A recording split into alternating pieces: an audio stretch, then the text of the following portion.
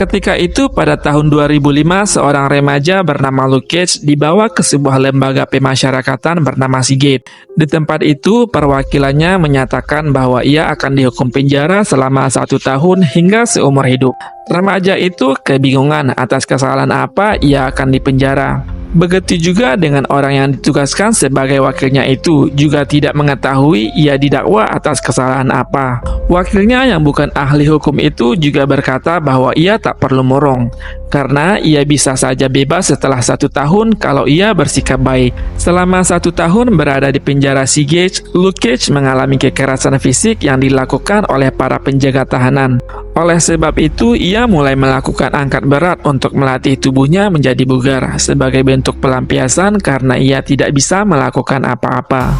5 tahun berlalu, Luke Cage masihlah sebagai tahanan Seagate. Ia terus mengalami penindasan dari para sipir penjara.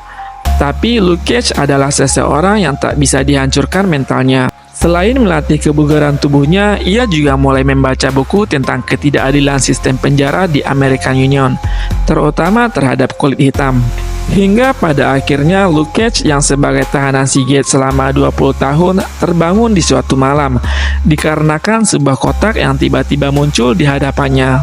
Kotak itu adalah sebuah kiriman dari Tony Stark dari masa depan.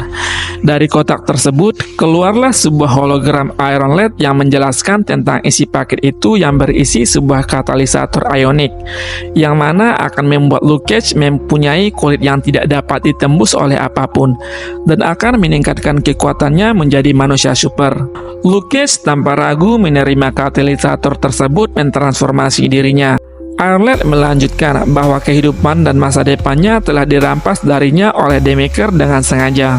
Dengan kekuatan barunya, Luke Cage seketika itu menghancurkan dinding kamar tahanannya, menyerang para penjaga dan memimpin pemberontakan. Bersama para tahanan lainnya, ia mengambil alih penjara tersebut. Beberapa bulan kemudian, Iron Lad menemui Luke Cage di penjara Seagate. Iron Lad menyelamatinya karena telah berhasil membebaskan dirinya dan mengambil alih penjara tersebut.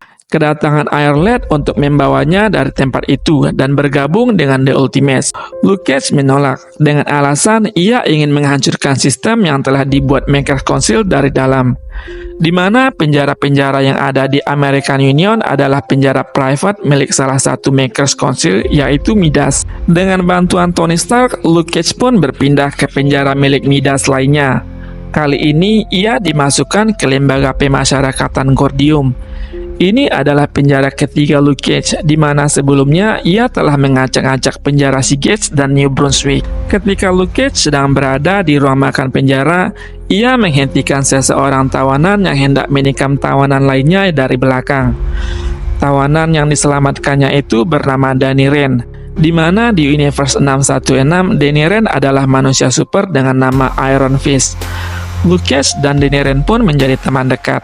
Sementara para tahanan terus mengalami penyiksaan, Luke Cage dengan retorikanya terus membakar amarah teman-temannya.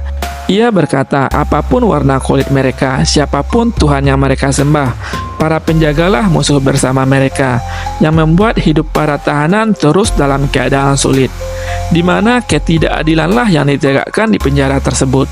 Luke Cage pun berhasil meyakinkan Danny dan beberapa tahanan lainnya untuk kabur dari penjara itu dan merencanakan pelarian mereka. Keesokan harinya, rencana pelarian tersebut mengalami kegagalan, di mana ada yang telah membisikkan kepada sipir penjara tentang pelarian tersebut.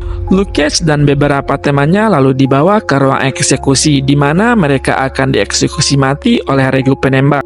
Para regu penembak itu pun menembakkan senjata mereka ke arah Luke Cage dan teman-temannya. Luke Cage tanpa bergeming berdiri di tempatnya, sementara teman-temannya menghindar. Ia lalu dengan mudah menghancurkan rantai yang memborgol tubuhnya, menyerang para penjaga dan melumpuhkan mereka tanpa terluka sedikit pun. Rencana Luke Cage pun berhasil mengambil alih penjara ketiga yang didatanginya itu, dan mengerogoti sistem yang telah dibuat oleh Makers Council dari dalam.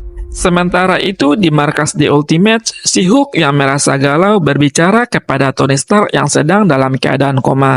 Ia tahu bahwa Tony tak akan bisa mendengarnya, tapi ia berkata agar Tony tetap kuat. LeJohri melanjutkan bahwa Tony tidak boleh menyerah, dan bahwa Tony telah berjanji kepadanya untuk mengembalikan Pulau Monster seperti sedia kala, dan juga telah berjanji kepada mereka semua. Si-Hulk menyudahi kunjungannya dengan berkata bahwa ia mempercayai Tony Stark yang tak akan pernah mengingkari janjinya.